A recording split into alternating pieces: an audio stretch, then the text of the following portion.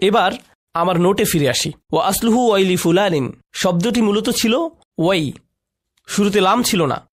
প্রকৃত শব্দটি ছিল শুধু ওয়াই। বাক্যেটার ব্যবহার হবে ওয়াই লি ফুলান।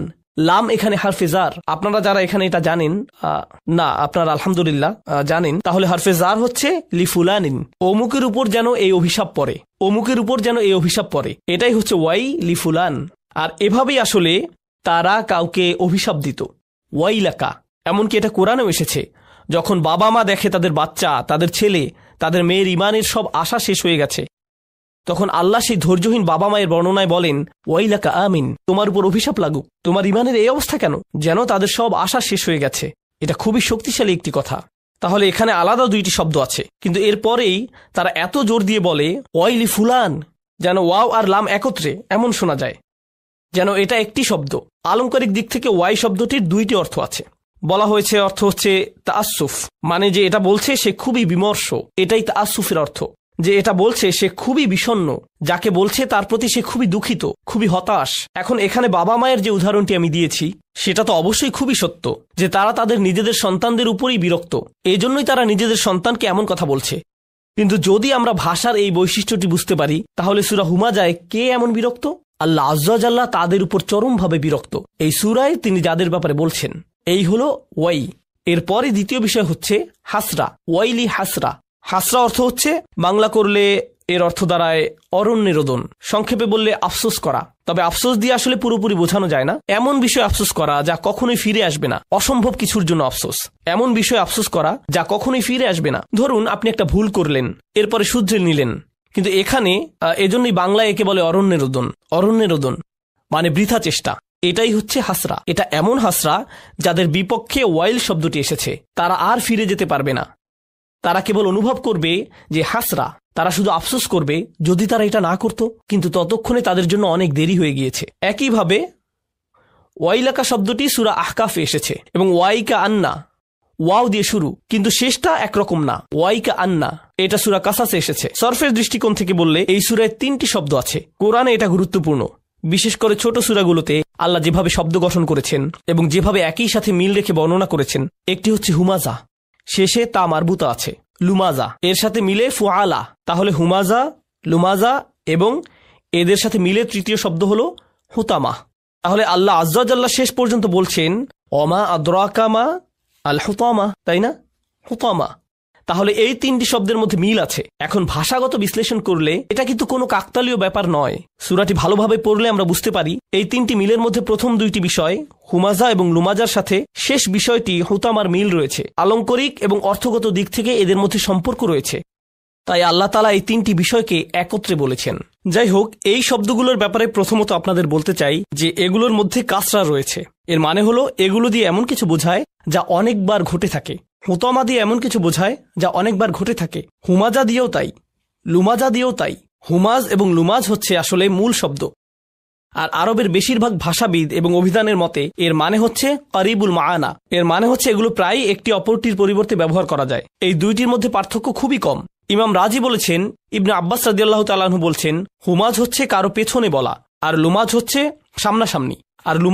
সামনাসামনি। তাহলে হুমাজা হচ্ছে সে যে কারো পেছনে বাজে কথা বলে, যাকে আমরা গীবত বলে থাকি। তারা এটা খুব বেশি করে, শব্দটি দিয়ে এমনই বোঝা যায়। আর লুমাজ হচ্ছে সে যে কাউকে সামনাসামনি ভৎসনা করে।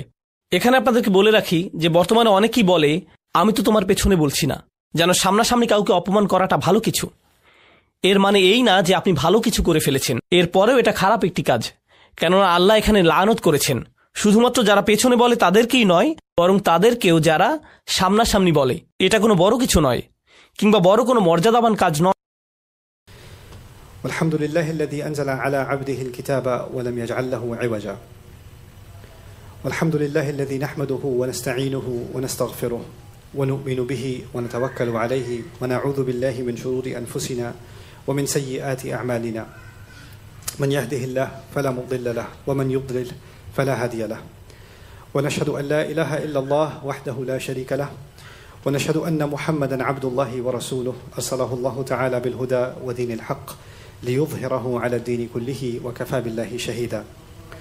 فصلى الله عليه وسلم تسليما كثيرا كثيرا. أما بعد، فإن أصدق الحديث كتاب الله، وخير الهدي هدي محمد صلى الله عليه وسلم وإن شر الأمور محدثاتها وإن كل محدثة بدعة وكل بدعة ضلالة وكل ضلالة في النار. قال الله عز وجل في كتابه الكريم بعد أن أقول أعوذ بالله من الشيطان الرجيم فمن خاف من موص جنفا أو إثما فأصلح بينهم فلا إثم عليه إن الله غفور رحيم. يا أيها الذين آمنوا كتب عليكم الصيام كما كتب على الذين من قبلكم لعلكم تتقون. رب اشرح لي صدري ويسر لي أمري واحلل عقدة من لساني يفقهوا قولي اللهم ثبتنا عند الموت بلا إله إلا الله واللهم اجعلنا من الذين آمنوا وعملوا الصالحات وتواصوا بالحق وتواصوا بالصبر آمين يا رب العالمين. আজকের খুতবাটির বিষয়বস্তু হল কোরআনের দীর্ঘতম সূরা সূরা বাকারা থেকে প্রাপ্ত কিছু শিক্ষা। এই সূরার দ্বিতীয়ার্ধ হল মুসলমানদের জন্য আইন বা সংবিধান সম্বলিত প্রারম্ভিক ওহী। যদিও সূরা বাকারার পূর্বেও শরীয়তের হালাল হারাম সম্পর্কিত সামান্য কিছু বিধান নাজিল হয়েছিল, কিন্তু আইন নিয়ে মুসলিমদের জন্য সবচেয়ে সংগঠিত ও পদ্ধতিগত আলোচনা প্রথমবারের মতো সূরা বাকারাতেই করা হয়েছে। আলোচনাটি শুরু হয় মুসলিমদের জন্য অনুসরণযোগ্য আইন এবং আচার অনুষ্ঠানের নিয়মকানুন নিয়ে। এর সূচনা হয়েছিল নামাজের কিবলা পরিবর্তনের মাধ্যমে, অর্থাৎ এখন থেকে জেরুজালেমের দিকে নয় বরং কাবা অভিমুখেই নামাজ আদায় করা হবে। এটিই ছিল প্রথম আলোচনা। এরপর সেখান থেকে বিবিধ প্রায় 15টি আইন একে অপরের পাশাপাশি অবতীর্ণ করা হয়।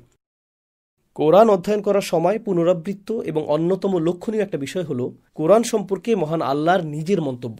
আল্লাহ বলেছেন, কিতাবুন উহকিমাত আয়াতুহু, এটি এমন একটি কিতাব যার আয়াতসমূহ, যার ওহীসমূহ, আমি এখানে ভার্স শব্দটি ব্যবহার করতে পছন্দ করি না, আমি বরং আয়াত শব্দটি ব্যবহার করব।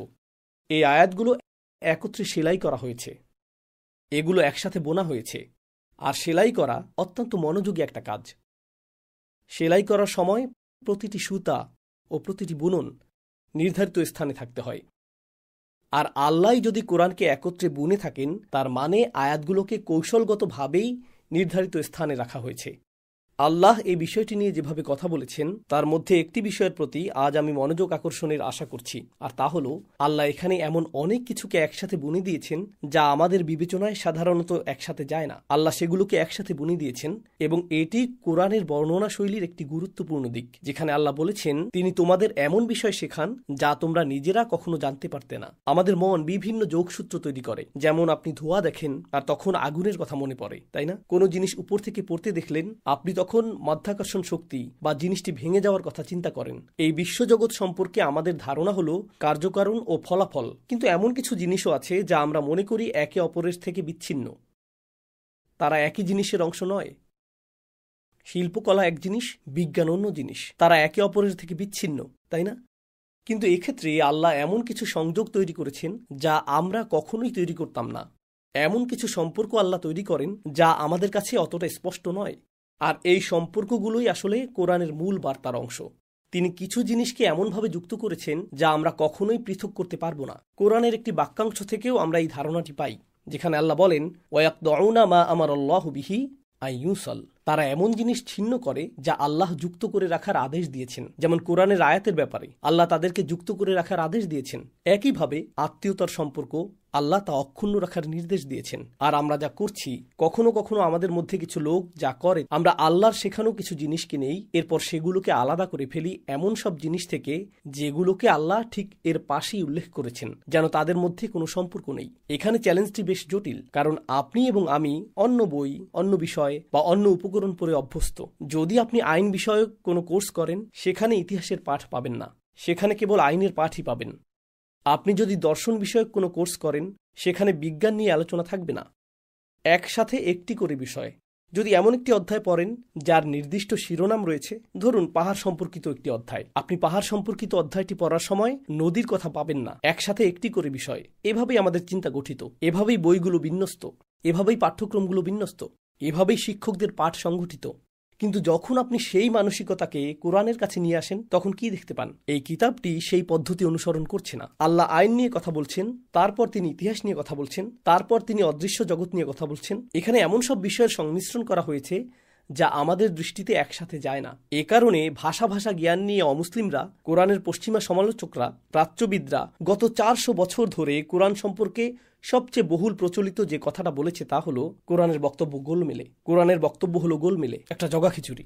এটা বিভিন্ন বিষয়ের সংমিশ্রণে একটা সালাদ, যা একসাথে যায় না। কিন্তু প্রকৃতপক্ষে তা একসাথে যায় এবং গভীরতম তাৎপর্যপূর্ণ উপায়ে সেগুলো পরস্পর সম্পর্কিত। আশা করছি পরবর্তী কয়েক মিনিটে আমরা সেই সংযোগগুলির একটি নিয়ে আলোচনা করব, যা অতটা স্পষ্ট নয়। আর এরকম একটি সংযোগ হলো আমাদের আধ্যাত্মিক জীবন এবং আমাদের আর্থিক জীবন। এগুলো আমাদের জীবনের পৃথক দুটি অংশ। আপনার ট্যাক্স, আপনার আয়, কতটা সঞ্চয় আছে আপনার, কে কি পাবে, সন্তানের পড়ালেখার খরচের জন্য কত ব্যয় করবেন, বা গাড়ির খরচ, এই খরচ, সেই খরচ, ব্যবসায়িক উদ্যোগ, এই সব কিছু একদিকে, আর আপনার আধ্যাত্মিক জীবন থাকে সমীকরণের অন্যদিকে। উদাহরণস্বরূপ, যখন রমজান মাস আসে তখন আমরা সবাই ইবাদত নিয়ে চিন্তা করি। আমরা নামাজ, কোরআন তেলাওয়াত, রোজা নিয়ে চিন্তা করি। আমরা তাহাজ্জুদ নিয়ে ভাবি, আমরা তারাবি নামাজ নিয়ে ভাবি, আমরা বেশি বেশি দোয়া করার কথা চিন্তা করি, শেষ বেজর রাত অন্বেষণের কথা ভাবি। আমাদের মন ইবাদতে নিবদ্ধ, সেখানেই আমাদের মন পড়ে থাকে, তাই না? কিন্তু হতে পারে এটি জাকাতের মৌসুম। আচ্ছা, ইসলামিক দৃষ্টিকোণের কথা ভুলে যান। যুক্তরাষ্ট্রে যদি এটি ট্যাক্সের মৌসুম হয়, তখন হঠাৎ করে আপনি বুঝতে পারেন যে আপনাকে ট্যাক্স হ্রাসকারী কোনো খাতে দান করতে হবে, কোনো একটা দাতব্য সংস্থায় বা অন্য কিছুতে। তো আমাদের মন এমনভাবে প্রোগ্রাম করা, যার ফলে আমরা কিছু জিনিসের সাথে কিছু জিনিসের সম্পর্ক তৈরি করি। এখন আল্লাহ ইতিমধ্যে আমাদের জন্য একটি ইঙ্গিত দিচ্ছেন আয়াতুল বীর, অর্থাৎ সূরা বাকারার 177 নম্বর আয়াতে, যেখানে আল্লাহ বলছেন ভালো মানুষ হওয়ার অর্থ কি, ভালো মানুষ হওয়ার মানে কি। আমি এই আয়াতের ছোট একটা বিষয় এখানে উল্লেখ করব। আল্লাহ এখানে এমনভাবে বলেননি। কোরআনের অন্য জায়গায় যেভাবে বলা হয়েছে যে আপনাকে আপনার পরিবারের সাথে ভালো হতে হবে, তাই না? অন্যত্র এসেছে ওয়াবিল ওয়ালিদাইনি ইহসানা অবিদিল কুরবা ওয়াল ইয়াতামা ওয়াল মাসাকিন, পিতামাতার সাথে সদাচরণ করো, আত্মীয় স্বজন, ইয়াতিম ও দরিদ্রদের সাথে ভালো ব্যবহার করো। কিন্তু আলোচ্য আয়াতে আল্লাহ তা বলেননি। এই আয়াতে তিনি বলেছেন একজন ভালো মানুষ হলো সেই ব্যক্তি যে তার পরিবারকে আর্থিকভাবে সহযোগিতা করে। وآتى المال على حبه ذوي القربى واليتامى والمساكين وابن السبيل والسائلين وفي الرقاب। সুতরাং এখানে তিনি তাদের প্রতি আপনার আচরণের বিষয়ে কথা বলছেন না, যে আপনাকে তাদের প্রতি সদয় হতে হবে বা কল্যাণকামী হতে হবে। সেটা ইতিমধ্যেই আগের একটি আয়াতে চলে এসেছে। কিন্তু এখন এক দৃষ্টিকোণ থেকে আপনি যদি একজন ভালো মানুষ হতে চান, তাহলে সেটা আপনার পরিবারের প্রতি আপনার আর্থিক দায়িত্ব পালনের মাধ্যমে প্রমাণিত হতে হবে। ওয়া আতাল মালা আলা হুব্বিহি যাউল কুরবা ওয়াল ইয়াতামা। তিনি এটা বললেন, কিন্তু এর ঠিক পরেই তিনি উল্লেখ করলেন ওয়া আকামাস সালাত, সে সালাত প্রতিষ্ঠা করে। তো আমরা আর্থিক বিষয় থেকে আধ্যাত্মিক বিষয়ে চলে আসলাম। আর আধ্যাত্মিক বিষয়ের ঠিক পরেই তিনি আবার বললেন ওয়া আতাজ যাকাত, তিনি আবার আর্থিক বিষয়ে ফিরে গেলেন। অর্থাৎ তিনি আধ্যাত্মিক বিষয়কে আর্থিক বিষয়ের মধ্যে স্যান্ডউইচ করে দিলেন। বিষয়টা যেন এরকম যে আমি ইবাদতপূর্ণ জীবনযাপন করতে পারবো না যদি আর্থিক দায়িত্ব গ্রহণ না করি। আমি এই দুটোকে আলাদা করতে পারবো না। কিছু মানুষের ক্ষেত্রে যা ঘটে, ইনশাল্লাহ আপনাদের কেউ এমন নন, তারা হয়তো তাদের বোনকে উত্তরাধিকারের অংশ দেয় না। বাবা মারা গেছেন কিন্তু বোন তার অংশ পায়নি। কিংবা ভাইদের একজন বলল আমি বাবার দেখাশোনা করতাম, তুমি তো ছিলে না, তুমি কানাডা বা আমেরিকায় চলে গিয়েছিলে, এই কারণে বাড়িটি আমিই রাখছি।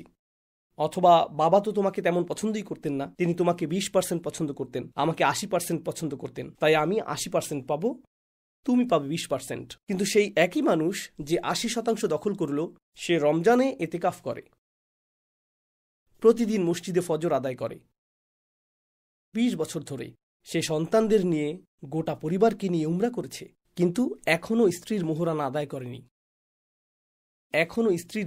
আদায় করেনি। তবে মাশাআল্লাহ, তার তাজবিদ নিখুঁত, সে নামাজের ইমামতি করে। তার আধ্যাত্মিক জীবন অলিম্পিক লেভেলের, গোল্ড মেডেল লেভেলের। কিন্তু একই ধর্ম প্রদত্ত আর্থিক দায়িত্ব কোনো রকম সে এই দুটোকে পৃথক করে ফেলেছে। অপরপক্ষে আপনি এমন মানুষও পাবেন যে বলে, জানেন আমি ব্যবসায়িক লেনদেনে অসাধু নই, আমি পরিবারের দেখাশোনা করি, আমি এটা করি সেটা করি, নামাজ না পড়লে এমন কি হবে? অন্তত আমি তো জানি এই লোকগুলো নামাজও পড়ে আবার প্রতারণাও করে। তো প্রতিটি পক্ষ একটা দিক বেছে নিচ্ছে। এক পক্ষ নিচ্ছে আর্থিক দায়িত্ব, অন্য পক্ষ নিচ্ছে ধর্মীয় দায়িত্ব। রমজান মাস আসন্ন, আর দেখুন আল্লাহ কি করছেন, দেখুন কিভাবে তিনি বিষয়গুলোকে জুড়ে দিচ্ছেন। আল্লাহ বলছেন যখন কারো মৃত্যু আসন্ন হয়, كتب عليكم إذا حضر أحدكم الموت إن ترك خيرا الوصية للوالدين والأقربين بالمعروف حقا على المتقين. যখন মৃত্যু চলে আসে আর যখন তোমরা ওসিয়ত রেখে যাও, এটা উত্তরাধিকার নয়। উত্তরাধিকারের সীমানা ঠিক করাই আছে, কিন্তু সাধারণভাবে যদি আপনি কোনো উইল রেখে যান বাবা মা, নিকটাত্মীয় বা অন্যদের জন্য, এটা হলো হাক্কান আলাল মুত্তাকিন। আল্লাহ বলেন এটা মুত্তাকিনদের উপর আল্লাহর হক। মানুষের যদি তাকওয়া থাকে, সে চিন্তা করবে মৃত্যুর পর তার সম্পদের কি ঘটবে। আমরা সবাই মনে করি রোজা আমাদের তাকওয়া যোগাবে, কিন্তু আল্লাহ এটা বলার আগেই বলেছেন যদি সত্যিই মুত্তাকি হতে চাও তবে চিন্তা করো তোমার সম্পদের কি ঘটবে এবং কিভাবে তোমার পরিবার তা সঠিকভাবে বন্টন করবে। অনেক সময় যা ঘটে, কিছুটা সম্পদশালী মানুষ যখন মারা যায় তাদের পরিবারে গৃহযুদ্ধ বেঁধে যায়। কে বাড়ি পাবে, কে গাড়ি পাবে, অ্যাকাউন্টের টাকা, ব্যবসা, এটা সেটা, কে কোনটা পাবে।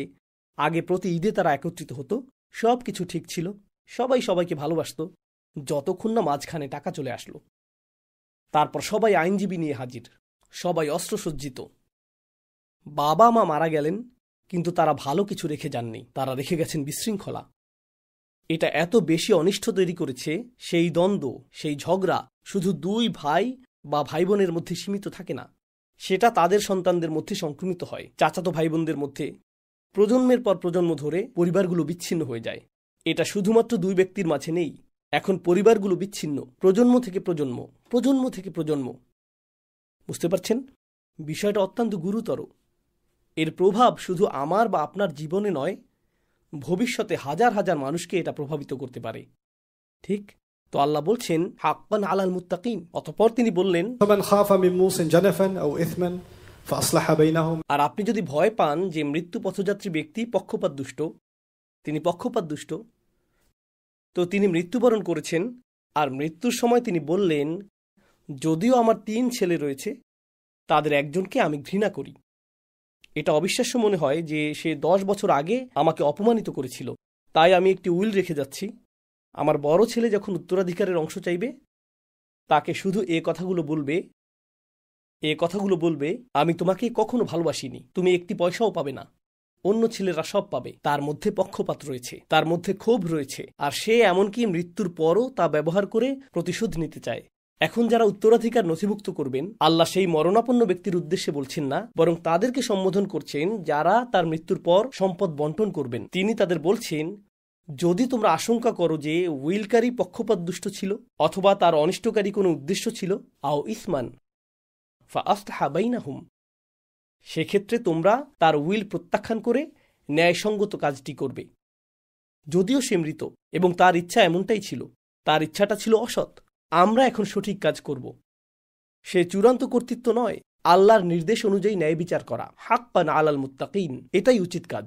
যে ব্যক্তি মৃত ব্যক্তির ইচ্ছার বিরুদ্ধে, তার আকাঙ্ক্ষার বিরুদ্ধে যাবে, সে অনেক শত্রু তৈরি করবে, এমনকি তাকে অপরাধ বোধে ভুগতে হবে, কারণ লোকেরা বলবে সে এখন মৃত, তাই তুমি স্বেচ্ছাচারিতা করছো, তার ইচ্ছাকে অসম্মান করছো। হ্যাঁ, তার ইচ্ছাটা ভুল ছিল, তারপরও তাকে অপরাধী বানানো হবে। কিন্তু আল্লাহ বলেন ফালা ইসমা আলাইহি, তার কোনো গুনাহ নেই, তার কোনো পাপ নেই। ইন্নাল্লাহা গফুরুর রহিম, আল্লাহ ক্ষমাশীল, দয়াবান। এখানে এক প্রকারের ইঙ্গিত দেওয়া হয়েছে যে আল্লাহ ক্ষমা করলেও দুনিয়ার মানুষ হয়তো তাকে ক্ষমা নাও করতে পারে, তারা হয়তো শত্রুতা করবে। এই আয়াতটির পরে, যার বিষয়বস্তু আর্থিক ন্যায় বিচার, আর্থিক ন্যায্যতা, এর পরেই আল্লাহ বলছেন ইয়া আইয়ুহাল্লাযীনা আমানু কুতিবা আলাইকুমুস সিয়াম, তোমাদের উপর রোজা ফরজ করা হলো। আগের আয়াতের ঠিক পরেই রয়েছে রোজা। রোজা এখানে কি করছে? আমরা তো আর্থিক বিষয়ে আলোচনা করছিলাম। আমি আরও একটা বিষয়ে দৃষ্টি আকর্ষণ করছি। এখানে রোজা সংক্রান্ত কয়েকটি আয়াত রয়েছে, আর এই আয়াতগুলোর পরে যা রয়েছে ওয়ালা তাকুলু আমওয়ালাকুম বাইনাকুম বিল বাতিল, রোজার আয়াতগুলোর পরে আল্লাহ বলছেন মিথ্যার মাধ্যমে একে অপরের সম্পদ ভক্ষণ করো না। ওয়াতুদলু বিহা ইলাল হুক্কাম, বিচারকদের প্রভাবিত করে নিজেদের পক্ষে রায় আদায়ের চেষ্টা করো না। বিচারকদের কাছে লবিং করো না, সিদ্ধান্ত গ্রহণকারীদের প্রভাবিত করার চেষ্টা করো না যাতে রায় তোমার পক্ষে যায়। লিতাকুলু ফারিকান মিন আমওয়ালিন নাসি বিল ইসম, যার ফলে একটি গোষ্ঠী দুর্নীতি এবং অনিষ্টের মাধ্যমে অন্যের অর্থ আত্মসাতে সক্ষম হবে। তোমরা জানো যে তোমরা কি করছো। বিষয়টা কৌতূহল জাগ্রতকারী। রোজার আগের আয়াতে আর্থিক ন্যায় বিচারের কথা এসেছে, আবার রোজার পরের আয়াতেও আর্থিক ন্যায় বিচারের কথা এসেছে, আর রোজা যেন ন্যায় বিচারের মাধ্যমে স্যান্ডউইচ হয়ে আছে। এর পূর্বের আয়াতে এসেছে হাক্কান আলাল মুত্তাকিন। আর রোজাদারদের সম্পর্কে আল্লাহ প্রথমেই বলেছেন, রোজা তোমাদের উপর ফরজ করা হয়েছে যেমন ফরজ করা হয়েছিল তোমাদের পূর্ববর্তীদের উপর, যাতে তোমরা তাকওয়া অর্জন করতে পারো। তাকওয়ার কথাটি এই প্রথম আসছে না, বরং এটা তাকওয়ার সংজ্ঞারই ধারাবাহিক আলোচনা। তো এর একটি আংশিক সংজ্ঞা ইতিমধ্যেই চলে এসেছে, আর সেই সংজ্ঞার সাথে ইবাদতের সম্পর্ক নেই। এর সম্পর্ক অর্থের সাথে। কিভাবে উপার্জন করছেন, কিভাবে খরচ করছেন, অর্থ দিয়ে কি করছেন, অর্থ ব্যবহার করে কিভাবে মানুষকে প্রভাবিত করছেন, এটা খুব স্বাভাবিক। যদি আপনার বড় একটি পরিবার থাকে আর সেই পরিবারের কিছু মানুষ বা এক দুজন ব্যক্তির কাছে প্রচুর অর্থ থাকে, তাদের ঘর অন্যদের চেয়ে বড়, তাদের ক্যারিয়ার অন্যদের চেয়ে বড়, আপনার ক্যারিয়ার যত বড়, আপনার অর্থ যত বেশি, সেই পরিবারে আপনার প্রভাবও তত বেশি, আপনার হাত তত ভারী। আল্লাহ বলেন, ولا تأكلوا أموالكم بينكم بالباطل وتدلوا بها يعني بالأموال إلى الحكام لتأكلوا فريقا من أموال الناس بالإثم। বিচারকদের প্রভাবিত করতে তোমাদের অর্থ ব্যয় করো না, অন্যদের প্রভাবিত করে নিজের কাজ হাসিল করতে অর্থ ব্যয় করো না। এটাই আল্লাহর নির্দেশ, এটাই হুকুম, এটাই তাকওয়ার অর্থ। রমজান আসন্ন এবং আমরা অনেক আলোচনা শুনব, অনলাইনে অনেক লেকচার দেখব, এমনকি জুমার খুতবাতেও থাকবে। রমজানের প্রস্তুতি কিভাবে নেবেন, কোরআন তেলাওয়াত শুরু করুন, বেশি বেশি উপাসনা করুন, বেশি বেশি ইবাদত করুন, ইত্যাদি ইত্যাদি। চমৎকার, এগুলো সবই ভালো, সবই সত্য। কিন্তু আল্লাহ এই সব কিছুকে অর্থনৈতিক বিষয়ের সাথে সংযুক্ত করেছেন। তাই রমজান যখন আসন্ন হয় আর আপনি যদি তাকওয়াবান ব্যক্তি হতে চান, আমি তাকওয়াবান হতে চাই, কিন্তু কারো কাছে আপনার ঋণ আছে, অথবা আপনি কারো আর্থিক অধিকার আদায় করেননি, স্ত্রীর মোহরানা আদায় করেননি, অথবা আপনি বোনের অংশ প্রদান করেননি, বা ব্যবসায়িক পার্টনারকে তার প্রাপ্য দেননি, যদিও আপনি জানেন যে অন্যায় আপনারই, আপনি ভয় দেখিয়ে তাকে তার অংশ থেকে বঞ্চিত করেছেন। যদি এগুলো সবই সত্য হয়, এরপর আপনি যদি হারাম শরীফে রমজানের শেষ দশকে ইতিকাফও করেন, তাহলে আপনি হয়তো এমন কিছুকে বিচ্ছিন্ন করছেন যা সংযুক্ত রাখার আদেশ আল্লাহ দিয়েছেন। হতে পারে এটা এক প্রকার মুনাফিকি, এটা এক প্রকার আফাত উমিনুনা বিবাদিল কিতাব ও তাকফুরুনা বিবাদ। আপনি কিতাবের কিছু অংশকে গ্রহণ করছেন, কিছু অংশকে অস্বীকার করছেন। আমরা এমন মানুষ হতে পারি না, আমাদের পক্ষে এমন হওয়া সম্ভব নয়। রমজানের মূল উদ্দেশ্য সম্পর্কে আল্লাহ বলেন, শাহরু রমাদান আল্লাযী উনজিলা ফীহিল কুরআন হুদাল লিন্নাস। রমজান মাস যাতে কোরআন নাজিল করা হয়েছে, এটি মানুষের জন্য হিদায়েত। কিভাবে আমরা এই কথা বলতে পারি আর মনে করি যে এই রমজানে আল্লাহ আমার কাছ থেকে শুধু চান আমি কত খতম কোরআন পড়ব, অথচ কোরআন যা করতে বলেছে সুরেলা তেলাওয়াত করেও অন্ধ বধিরের মতো আমি সেসব উপেক্ষা করে যাই। لم يخروا عليها صما وعميانا। তারা অন্ধ ও বধির হয়ে এটা উপেক্ষা করে না। এরকম বিদ্রুপ কিভাবে সম্ভব? আমরা এরকমটা আর করতে পারি না। আল্লাহর কিতাবকে আমাদের সেভাবেই দেখতে হবে যেভাবে দেখা উচিত, উন্মুক্ত চোখে, আমার সামনে আয়না রেখে এবং আপনার সামনে আয়না রেখে। ঠিক যেভাবে আমি বলতে চাই রোজার সময় আমি কিছু খাইনি, রোজার সময় আমি কিছু পান করিনি, একইভাবে আমরা বলতে পারা উচিত রোজার সময় আমি অন্যায়ভাবে কারো অর্থ খাইনি, রোজার সময় আমি অন্যায়ভাবে কারো পানি পান করিনি। মুরগি যদি হালালও হয়, আপনি হালাল দোকান থেকে এটা কিনেছেন, এরপরও 3 বার চেক করে নিশ্চিত হন। আপনি বলেন আমি চাই মুরগিটাকে আমার চোখের সামনে জবেহ করা হোক, কারণ আমি নিশ্চিত হতে চাই এটা কতটা হালাল। এটা ভালো, কিন্তু যে অর্থ দিয়ে আপনি এটা কিনেছেন তা কোনো প্রতারণা অথবা ঋণ খিলাপে অর্থ থেকে এসেছে, যা পরিশোধ করার প্রতিজ্ঞা আপনি করেছিলেন। তাহলে প্রকৃতপক্ষে এটা কি হালাল হয়েছে? মুরগি হালাল হতে পারে, কিন্তু আপনার জন্য তা হালাল নয়। সেটা ভালো হতে পারে, কিন্তু আপনার জন্য ভালো নয়। এজন্যই আল্লাহ ঠিক পরেই বলেছেন, ওয়ালা তাকুলু আমওয়ালাকুম বাইনাকুম বিল বাতিল।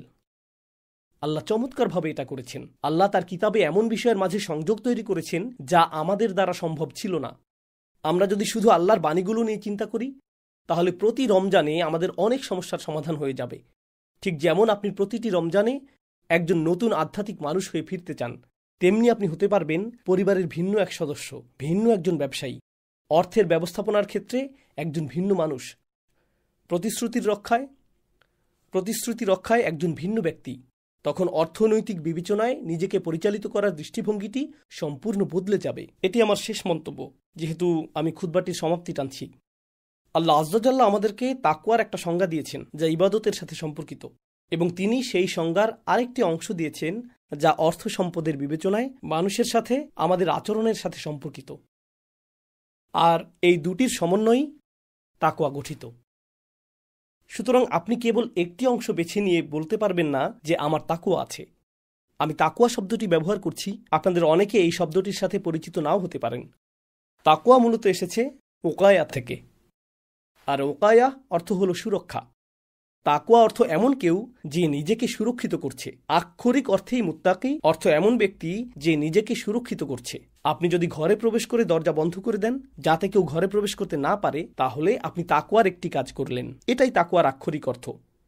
সুতরাং প্রকৃতপক্ষে তাকওয়া হলো নিজেকে সুরক্ষিত করা। কি থেকে সুরক্ষিত করবেন? প্রথমত আপনি নিজেকে আপনার নিজের সত্তা থেকে সুরক্ষিত করবেন। অমাইয়ুকা শুহা নাফসিহি ফাউলাইকা হুমুল মুফলিহুন। যাকে সুরক্ষিত করা হয়েছে একই শব্দমূল থেকে, ইউকা, তাকওয়া থেকে এসেছে। অমাইয়ুকা শুহা নাফসিহি অর্থাৎ যাকে নিজের মধ্যকার লালসা থেকে সুরক্ষিত করা হয়েছে সেই সফল মানুষ। আল্লাহ এমনটাই বলেছেন। তাকওয়ার কাজ হলো আপনাকে আপনার থেকেই সুরক্ষিত করা, আমাকে আমার থেকেই সুরক্ষিত করা। আমার অভ্যন্তরে একটি ভয়ঙ্কর লোভী, স্বার্থপর, আত্মপূজারী এবং বিষাক্ত সত্তা আছে। এটা আমার ভিতরে রয়েছে। আমার অভ্যন্তরে একটি ভয়ানক নফস আছে, এটা বিদ্যমান এবং এটা একটা দানব। আর আমার সেই অংশ থেকে আমার নিজেকে সুরক্ষিত রাখতে হবে। আমি আমার সেই অংশকে উপেক্ষা করতে পারি না। আমাকে সচেতন থাকতে হবে, কারণ এটা সর্বদাই থাকবে। আর আমাকে সেই পশুটাকে দমিয়ে রাখতে হবে, আমাকে এটাকে দমন করতে হবে। ঠিক যেমন আমরা রমজানে আমাদের ক্ষুধাকে দমন করি, একইভাবে আমাদের লালসাকেও দমন করতে হবে। এটাকেও আমাদের দমন করতে হবে। এটাই তাকওয়ার বার্তা, নিজেকে নিজের থেকে সুরক্ষিত করা। এরপর সেখান থেকে শুরু হয় নিজেকে আল্লাহর অসন্তুষ্টি থেকে সুরক্ষিত করা, নিজেকে আল্লাহর ক্রোধ থেকে সুরক্ষিত করা, নিজেকে শাস্তি থেকে সুরক্ষিত করা। فاتقوا النار واتقوا يوما ترجعون فيه إلى الله।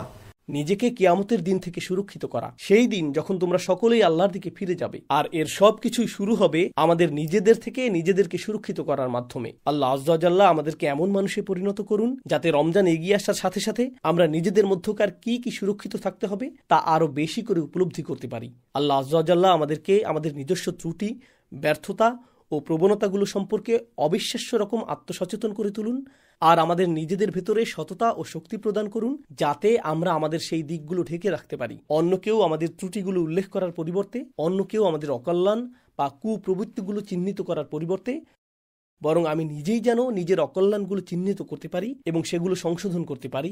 এটাই তাকওয়ার মূল কাজ। আল্লাহ আযজা ওয়া জাল্লা আমাদেরকে রমজান মাসকে পাওয়ার এবং এই মাস থেকে নতুন, সতেজ ও শক্তিশালী তাকওয়া আহরণ করে নবরূপে আবির্ভূত হওয়ার তৌফিক দান করুন। বারাকাল্লাহু লি ওয়া লাকুম ফিল কুরআনিল হাকিম ওয়া নাফা'নি ওয়া ইয়্যাকুম বিল আয়াতি ওয়া যিকরিল হাকিম। যখন কেউ অপমানিত বোধ করে এবং সে তার প্রতি ওয়াইল করে যে তাকে অপমান করেছে, কিন্তু এই সূরায় সেই মানুষ আসলে ওয়াইল করছে না। কে ওয়াইল করছে? আল্লাহ। অর্থাৎ মাকরুবের বদলে যে অপমানিত হয়েছে তার বদলে এখানে এই শব্দটি ব্যবহার করে আল্লাহ তার পক্ষে দাঁড়িয়েছেন এবং স্বয়ং আল্লাহ তাকে তিরস্কার করছেন যে অপমান করছে মানুষকে। সুবহানাল্লাহ। এটা খুবই সিরিয়াস ব্যাপার, কারণ সাধারণত ইসলাম অধ্যয়নে আমরা দেখেছি কেউ কারো বিপক্ষে বদদোয়া করা নিয়ে বিভিন্ন বর্ণনা পাই। উদাহরণস্বরূপ ইয়াকুম ওয়া দাওয়াতাল মাজলুম, বিখ্যাত হাদিস। মজলুমের বদদোয়ার ব্যাপারে সাবধান। যদি মজলুম আপনার বিপক্ষে বদদোয়া করে, সাবধান। বুঝতে পারছেন? এটা খুবই সিরিয়াস ব্যাপার। এরপর আসবে এর চাইতেও বড় কথা, যখন ফেরেশতারা কারো ব্যাপারে বদদোয়া করে। উলাইকা ইয়ালআনুহুমুল্লাহ ওয়া ইয়ালআনুহুমুল লাঈনুন। এটা খুবই সিরিয়াস ব্যাপার। কিন্তু এই সব কিছুর উপরে যখন আল্লাহ বিশেষভাবে স্বয়ং আল্লাহ কারো ব্যাপারে ওয়াইল বলেছেন, এটা কতটা ভয়াবহ হতে পারে? এটা খুবই ভয়ঙ্কর ব্যাপার। এটা খুবই খুবই ভয়ঙ্কর ব্যাপার। এটা বিশেষভাবে উল্লেখ করা প্রয়োজন, কারণ আমরা এটাকে উল্টোভাবে নিয়েছি। একে আমরা খুবই হালকাভাবে নিয়েছি। এরপরে যে বিষয়টি বলবো, এখান থেকে আরবিতে কিছু পয়েন্ট আছে, আমি সেগুলো পড়ছি। বলা হয়েছে যে ওয়াইল শব্দটি দিয়ে কুৎসিত কিছুও বোঝায়, অর্থাৎ এটা দিয়ে কেবল তাকে বোঝায় যে কোনো জঘন্য কাজের সাথে যুক্ত, নিকৃষ্ট, বাজে, কুৎসিত এবং ন্যাক্কারজনক। ওয়াইস ইস্তিসগার, ওয়াইলের বদলে ওয়াইস আসার কারণে লামের বদলে আমি শব্দের শেষে কি বলেছি? সিন। এটা দিয়ে বোঝায় সমাজে কাউকে ছোট করে দেখা, অর্থাৎ কাউকে হীনমন্যতায় ভোগানো। ওয়াইস দিয়ে এটাই বোঝায়। যাই হোক, ফানাব্বাহা বিহাদা আলা কবহি হাদাল ফিল। এই কাজটি কতটা নিকৃষ্ট তা সম্পর্কে আল্লাহ জানিয়ে দিলেন। মূলত তিনি সতর্ক করলেন। ওয়াখতালাফু ফিল ওয়াইর আল্লাযী ফি হাযিহি সূরা। এই সূরাতে যে সতর্কতা দেয়া হয়েছে তা নিয়ে মুফাসসিরগণ ভিন্ন মত পোষণ করেছেন। হালিয়াতানাওয়ালু কুল্লামানিয়াতামাসাক বিহাযিহি তারিকাতি ফিল আফআলি রাদিয়া, যারা এমন আচরণ করে প্রত্যেকের জন্য এটা প্রযোজ্য, এই জঘন্য কাজ। অন্যভাবে বললে আল্লাহ এখানে যাদেরকে সতর্ক করেছেন এটা কি প্রত্যেকের জন্য প্রযোজ্য? আও নাকি হুয়া মাকসুম বি আকওয়াবিন মুআয়্যিনিন, এটা কি প্রত্যেকের জন্য প্রযোজ্য, নাকি এটা নবীজি সাল্লাল্লাহু আলাইহি সাল্লামের সময়ে বিশেষভাবে নির্দিষ্ট কিছু মানুষের কথা বলা হচ্ছে? আম্মাল মুহাক্কিকুন, গবেষকদের মতে ফাকালু, তারা বলেন ইন্নাহু আমুন, এটা সবার জন্য, লিকুল্লি মাইয়াফআলু হাদাল ফি'ল, যারা এমন করবে এটা সবার জন্য প্রযোজ্য। কাইনান মানকান, সে যেই হোক, ক্বালা মাকাতিল, এটা যে কেউ হতে পারে। এই কথা বলার পর তিনি বলছেন, যখন সাহাবারা এটা শুনেছেন তারা ভেবেছেন এটা কোনো নির্দিষ্ট কারো ব্যাপারে বলা হচ্ছে। এটা কিন্তু এই মন্তব্যের বিরোধিতা করে না, মন্তব্য হচ্ছে এটা সবার জন্য প্রযোজ্য। কিন্তু সাহাবারা যদি মনে করেন এটা অমুকের ব্যাপারে বলা হয়েছে, এই আয়াতটি তমুকের ব্যাপারে নাজিল করা হয়েছে, তারা মনে করছেন না যে এটা শুধুমাত্র সেই লোকের ব্যাপারে বলা হয়েছে। মূলত সাহাবারা আমাদের শেখাচ্ছেন যে আপনার যদি সুনির্দিষ্ট উদাহরণ লাগে, এই যে একটি উদাহরণ, নাজালাত ফিল ওয়ালিদ ইবনে মুগীরা, ওয়ালিদ ইবনে মুগীরার ব্যাপারে এখানে বলা হচ্ছে। নাজালাত ফিল আখনাস ইবনে শুরাইক, আখনাস বিন শুরাইকের ব্যাপারে এখানে বলা হচ্ছে। কানা ইয়ালমিজুন নাস, সে মানুষের উপর দোষারোপ করত এবং মানুষকে তিরস্কার করত। ওয়ায়াগতাবুহুম, সে মানুষের নামে গীবত করত, মানুষের পেছনে সমালোচনা করে বেড়াত, বিশেষভাবে রাসূল সাল্লাল্লাহু আলাইহি সাল্লামের নামে। তো দ্বিতীয় সমস্যাটি, আসলে আমরা এটা আগেও পড়েছি, ওয়াহিয়াল মাসখারা, এটাই হচ্ছে দ্বিতীয় বিষয়। ওয়াহিয়াল মাসখারা আল্লাতি তাআতি বিল ওয়াবিদ ওয়াল আদহিক ফাআদহিকু মিনহুম ওয়াল ইয়াস্তিন, যেটা ছিল বেদুইনদের স্বভাব, যারা ভার হিসেবে পরিচিত ছিল, তারা সব কিছু নিয়েই ঠাট্টা করত। এখন ভার বলতে মঞ্চের স্ট্যান্ড আপ কমেডিয়ান হতে পারে, আবার এমন মানুষে বোঝানো হতে পারে যারা সব সময় ঠাট্টা করতে থাকে, সব কিছু নিয়েই মজা করে। এটা মাঝে মধ্যে করা যেতেই পারে, কিন্তু আবার মাঝে মধ্যে সমস্যার সৃষ্টি করে। এখানে বলে রাখি, আমরা এমন একটি কালচারে বাস করি, কমেডি কালচার। আমাদের আনন্দের বড় জায়গা জুড়ে আছে কমেডি, স্ট্যান্ড আপ কমেডি জাতীয় বিষয়। আপনি যদি কমেডিগুলো ভালোভাবে দেখেন, এখানে কিছু বিষয় স্পষ্ট দেখা যায়। প্রথমত নির্লজ্জতা, বেহায়াপনা এবং নির্লজ্জতা। দ্বিতীয়ত অন্যদের নিয়ে মজা করা, তাদের বাচনভঙ্গি, তাদের জাতীয়তা, তাদের জাতি নিয়ে মজা করা। আর আল্লাহ আযজা ওয়া জাল্লা এখানে এর পুরো বিপরীত কথা বলেছেন। নির্দিষ্টভাবে বললে বিশ্বাসীদের জন্য, লা ইয়াসখার কওমুম মিন কওমিন, কোন সম্প্রদায় যেন অপর সম্প্রদায়কে বিদ্রুপ না করে। কিন্তু এটাই হচ্ছে কমেডি। কিন্তু আমরা মনে করি আরে এটা তো কেবল কমেডি, ওরা তো শুধু মজা করছে। কিন্তু মুফাসসিরগণ এই বিষয়টি এখানে বর্ণনা করেছেন। বিরতি নেবার আগে, ওয়ায়াস্তিন, এমন কেউ যে কাউকে অপমান করে এবং গালমন্দ করে, অর্থাৎ অপমানের ভাষায় কথা বলে, তাদেরকে নিয়ে মজা করা একটি বিষয়, অপমানের ভাষায় কথা বলা আরেকটি বিষয়, এবং কিছুটা শাসানোর স্বরে কথা বলে। এই সবই হুমাজা ও লুমাজার অন্তর্ভুক্ত। আজানের পর আমি আমার নোটের বাকি অংশ বলবো ইনশাআল্লাহ। আলহামদুলিল্লাহি রাব্বিল আলামিন ওয়াসসালাতু ওয়াসসালামু আলা সাইয়্যিদিল আমবিয়া ওয়াল মুরসালিন ওয়া আলা আলিহি ওয়া সাহবিহি ওয়া মান ইস্তান্না বিসুন্নতিহি ইলা ইয়াউমিদ্দিন। আমরা যেখানে শেষ করেছিলাম সেখান থেকে শুরু করছি। হুমাজা ও লুমাজার ব্যাপারে ইবনু আব্বাস রাদিয়াল্লাহু তাআলা আনহুর মন্তব্য পর্যন্ত আলোচনা করেছিলাম। আল হুমাজাতু আল মুগতাব, হুমাজা হচ্ছে সেই ব্যক্তি যে গীবত করে। আল লুমাজা আল আইয়াব, লুমাজা হচ্ছে সেই ব্যক্তি যে মানুষের দোষ ত্রুটি খুঁজে বেড়ায়। সানিহা ক্বালু আবু যাইদ, দ্বিতীয়ত আবু যাইদ বলেন, আল হুমাজা বিল ইয়াদ, হুমাজা হচ্ছে সেই ব্যক্তি যে হাত দিয়ে মানুষকে ক্ষতি করে। আল লুমাজা বিল লিসান, আর লুমাজা হচ্ছে সেই ব্যক্তি যে কি দিয়ে ক্ষতি করে? মুখ দিয়ে। তাহলে এখানে মতের ভিন্নতা রয়েছে, এর বিভিন্ন ব্যাখ্যা রয়েছে। ক্বালু আবুল আলিয়া আল হুমাজা বিল মাওয়াজিহা আল লুমাজা বিদ্দহরিল গাইব, হুমাজা সামনাসামনি হয় আর লুমাজা ব্যক্তির পেছনে হয়। আল হুমাজা জাহরান আল লুমাজা সিররান বিল হাজিব, অর্থাৎ হুমাজা হয় প্রকাশ্যে আর লুমাজা হয় গোপনভাবে, যখন মানুষ তার সামনে থাকে না। পঞ্চমত, ওয়াখামিসুহা আল হুমাজা ওয়াল লুমাজা আল্লাযী ইয়ারকাবুন নাস বিমা ইয়াকরাহুনা ওয়া কানা আল ওয়ালিদ আল মুগীরা ইয়াফআল যালিক, অর্থাৎ হুমাজা ও লুমাজা বলতে তাদেরকে বোঝায় যারা মানুষকে এমন শব্দ বা বিশেষণে ডাকে যা তারা পছন্দ করে না। ওয়ালিদ ইবনে মুগীরা এই কাজের জন্য পরিচিত ছিল, সে এটা সব সময় করত। হাসান বলেন, আল হুমাজা আল্লাযী ইয়াহমিজু জালিসাহু ইয়াখসিরু আলাইহি আইনাহু আল লুমাজা আল্লাযী ইয়াযকুরু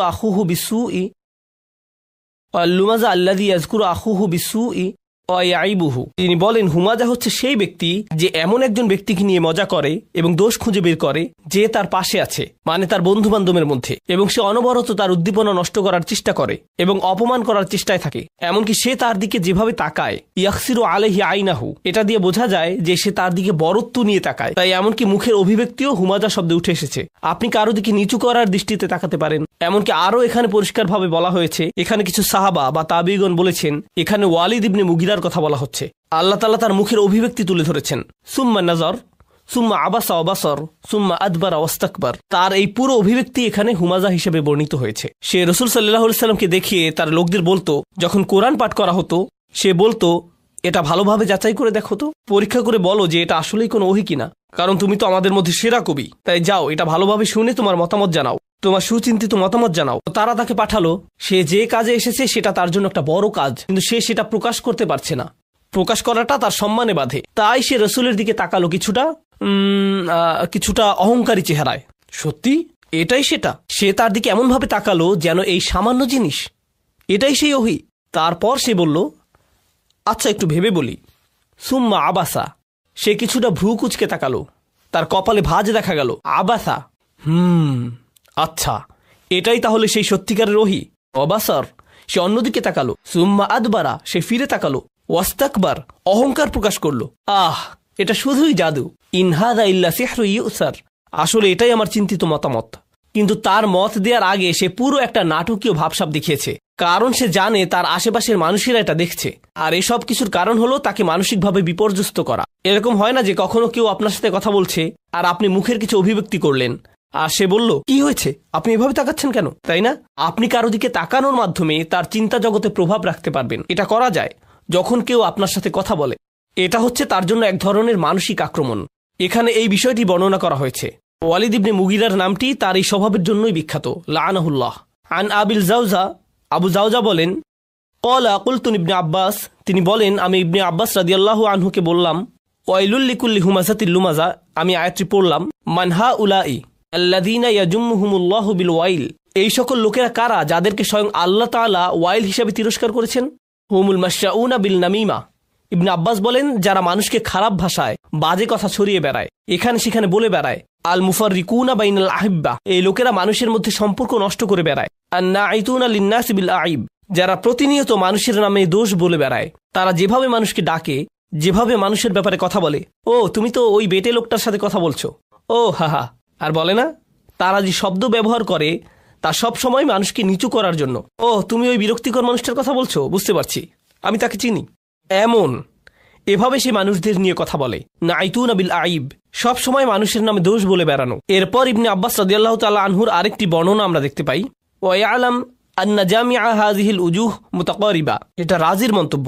জেনে রাখুন এখানে যে সকল মন্তব্য, যে সকল ভিন্ন বর্ণনা এসেছে সবগুলোই একে অপরের সাথে সম্পর্কিত।